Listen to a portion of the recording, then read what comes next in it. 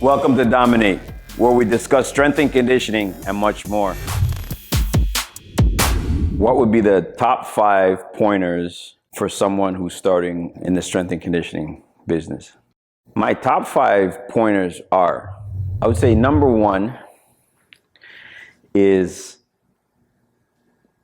try to find a coach that you identify with, their style, whatever it may be that attracts you to them.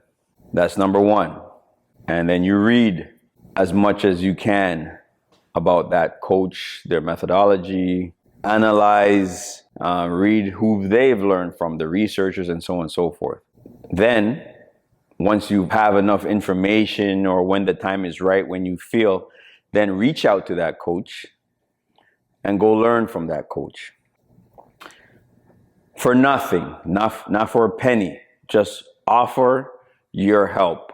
I feel internship is one of the most important aspects for development of growth in any field. And I specifically feel this field of strength and conditioning. That's what helped me develop in my career. Was I went to the coaches that I respected, admired, studied, and analyzed, and I learned from them. And I just shut up and I listened, took notes, copious notes. And a lot of those notes I actually go back to and refer to this day. So the top 5 pointers, I would say those are the main 2.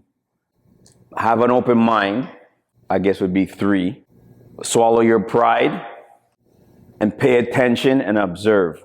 One thing I hate when I see interns come into this gym, when they're not paying attention, if they're on their phones, if they're having a lot of conversation while they see athletes training and working out. So what that tells me, that sends a signal to me immediately that you're not paying attention.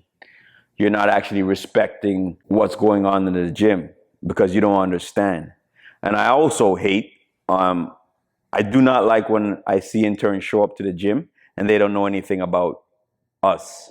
Because I feel you should have done your research, you should have done your due diligence in terms of studying, analyzing, reading articles, whatever you need to know about that coach. And for me, when I showed up to coaches, that was a term of, they knew I was serious because I knew so much about them, what they have done, which athletes they have trained, their methodology. I trained utilizing their programs, applied it on myself.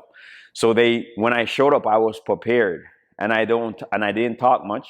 I wrote down my questions to be further expanded or some things I didn't understand. But one of the biggest things I did was observe, and I would pick up weights, load it, make shakes, sweep, clean the washrooms, clean the toilets.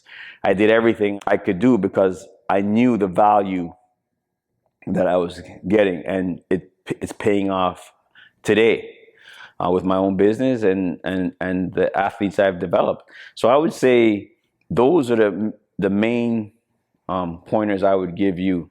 And in this field, being humble, being open-minded, the theory and application is the trick, because you have tons of theory, things that you learn in the book, but how to really mesh that and apply that on the gym floor with your athletes, with different personalities, strong personalities, weak personalities, unmotivated athletes, motivated athletes. That's the trick. That is the formula. And those are the things that you have to learn. So the biggest eye-opener for me, just to give you a story, I remember utilizing what we'd say the taper method on some athletes I was training for the combine.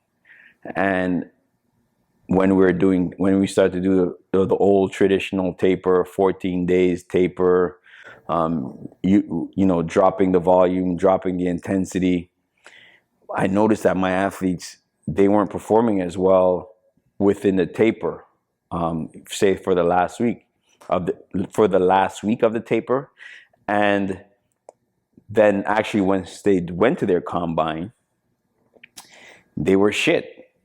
They'd bench like 20, 30 reps. I remember specifically this wide receiver. The kid did like 25 reps with, he was a high school or college kid with 185. And then when it came to the combine, he did like 11 or something like that. And what happened was I said, okay, something was wrong. So that's when I kind of understand that, you can have all the theory you want, but you have to learn how to apply that theory. And I specifically remember reading the book. It was a Tudor bumper in terms of periodization. It was a Tudor bumper periodization.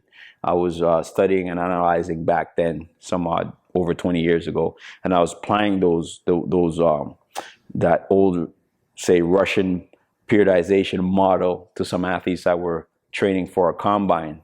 And the specific wide receiver, this kid was strong as an ox. I think his kid's name was Josh Bishop, very strong kid.